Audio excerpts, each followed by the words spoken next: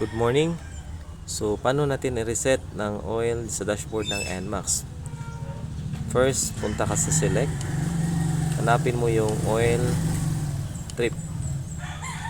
Hindi yan. Hindi rin yan.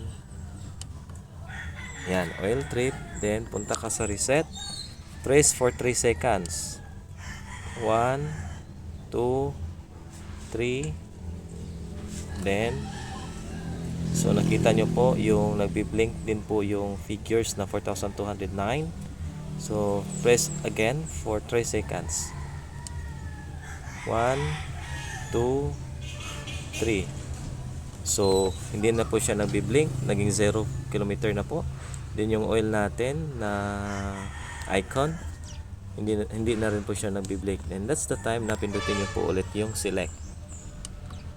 Okay, so that's it. Wala na. Ganun na po kasimple mag-reset para mawala po yung oil, no? So meaning to say, yung oil na nakalagay dyan sa dashboard natin sa NMAX, that's the time na kailangan mo mag-change oil sa NMAX mo. So nagre-remind palagi sa atin yung motor natin na kailangan mo mag-change oil. So since natapos na rin po ko mag-change oil, no? Ang tinakbo ko po is 7,844.